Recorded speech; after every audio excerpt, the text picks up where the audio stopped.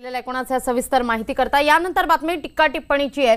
चित्रपट अभिनेत्री आणि भाजप उमेदवार जयाप्रदा यांच्या विरोधात आक्षेपार्ह वक्तव्य केल्याप्रकरणी समाजवादी पक्षाचे नेते आझम खान यांच्या विरोधात गुन्हा दाखल करण्यात आलाय। आझम खान यांनी अर्वाच्य भाषेत जयाप्रदांवर टीका केली आहे। उत्तर प्रदेशातील रामपूर लोकसभा मतदारसंघातून भाजपच्या तिकिटावर जयाप्रदा निवडणूक लढवत आहेत आणि त्यांच्या विरुद्ध समाजवादी पक्षाचे आझम खान निवडणुकीच्या रिंगणात आहेत।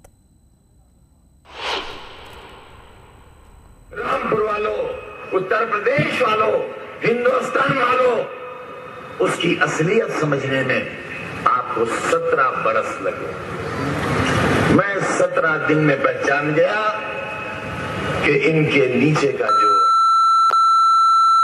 है, मैं 17 दिन में पहचान गया। इसके स्तर किस तरह का गिर गया है कि ये संविधान को, लोकतंत्र के ऊपर दर्जा उड़ा रहे कि ये कभी सुधरेगा नहीं है कि मैं एक महिला को, हम लोग इसको रिपीट भी नहीं कर सकते, इसको वापस हम ये टिप्पणी किया करके हम मुंह से बोल भी नहीं सकते हैं।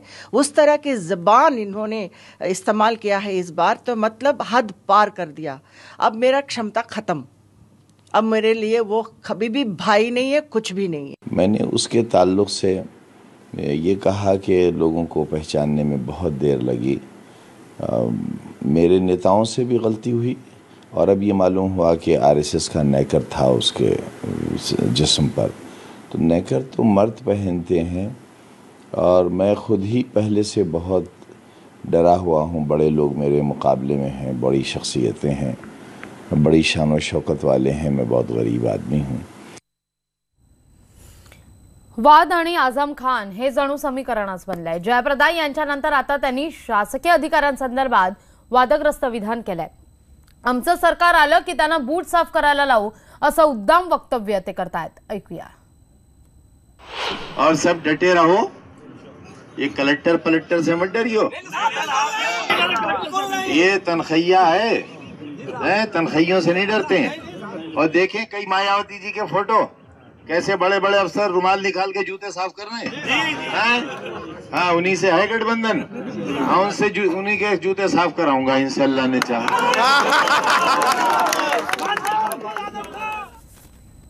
यानंतर थेट जाऊया उत्तर प्रदेशमध्ये सिकरी इथं ज्या ठिकाणी राहुल गांधी सभेला संबोधित करतायत। 3 वायदे किए थे। युवाओं को हर साल 2 करोड़ युवाओं को रोजगार देने का वायदा। जहां भी जाते थे युवाओं को रोजगार देने की बात करते थे। किसानों से कहा कर्जा माफ करूंगा।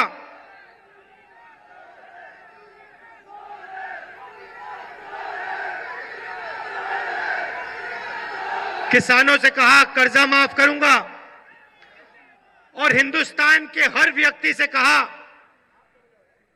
मुझे प्रधानमंत्री बना दो और मैं हर बैंक अकाउंट में 15 लाख रुपए डाल दूंगा।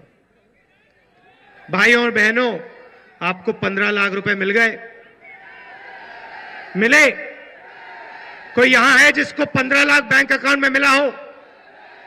तो नरेंद्र मोदी जी ने 15 लाख रुपए का झूठ बोला। कहा हर बैंक अकाउंट पे 15 लाख। मैंने ये बात पकड़ ली। मैंने कहा देखो, पता लगाते हैं हिंदुस्तान के गरीब लोगों के बैंक अकाउंट में कितना पैसा डाला जा सकता है। चौकीदार ने 3.5 लाख करोड़ रुपए 15 लोगों के बैंक अकाउंट में डाला। मैंने सोचा मैं पता लगाता हूं हिंदुस्तान के सबसे गरीब लोगों के बैंक अकाउंट में कितना पैसा सरकार डाल सकती है। तो 5 महीने पहले मैंने कांग्रेस के इकोनॉमिस्ट को, थिंक टैंक को बुलाया, ऑफिस में बुलाया, उनसे सवाल पूछा। मैंने उनसे कहा देखिए, लंबा भाषण नहीं सुनना चाहता मैं, मुझे थियरी मत देना, बड़े आंकड़े मत देना, मुझे आपसे एक नंबर चाहिए। उन्होंने पूछा कौन सा नंबर? मैंने कहा नरेंद्र मोदी ने 15 लाख बोला था, झूठ था, मुझे आप सच्चा नंबर दो। हिंदुस्तान के सबसे गरीब लोगों के बैंक अकाउंट में कांग्रेस पार्टी की सरकार कितना पैसा डाल सकती है। एक शर्त है, हिंदुस्तान की अर्थव्यवस्था नष्ट नहीं करनी है, नोटबंदी जैसा काम नहीं करना है।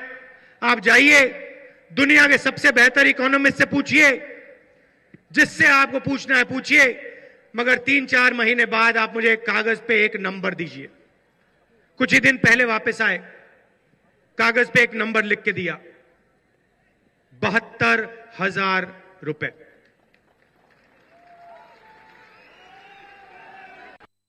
72,000 रुपए, यह आपने पोस्टर पर लिखा हुआ है, 72,000 रुपए।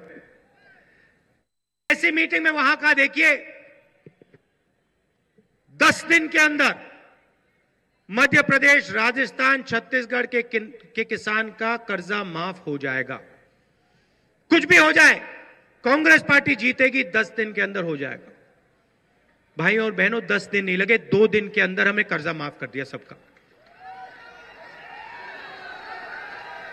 हम न्याय योजना की बात करते हैं, नरेंद्र मोदी जी कहते हैं पैसा कहां से आएगा, कहते हैं मिडिल क्लास से आएगा, मध्यम वर्ग से आएगा। मैं बताना चाहता हूं, मिडिल क्लास से नहीं आएगा। कांग्रेस पार्टी इनकम टैक्स को नहीं बढ़ाएगी, मगर अनिल अंबानी की जेब से आएगा। मेहुल चौकसी, नीरव मोदी, उनके जेब से आएगा और आपके जेब में जाएगा। नरेंद्र मोदी ने 2 करोड़ युवाओं को रोजगार देने की बात की। यहां कोई है जिसको नरेंद्र मोदी ने रोजगार दिया? अच्छा, एक और सवाल, यहां कोई किसान है जिसके खेत में रात को आवारा पशु नहीं आया हो? एक है यहां पे, अभी हमने देखा हेलीकॉप्टर से खेतों में आवारा पशु घूम रहे हैं। बर्बाद कर दिया है नरेंद्र मोदी ने हिंदुस्तान के किसानों को। वो उनकी चौकीदारी कर रहा है।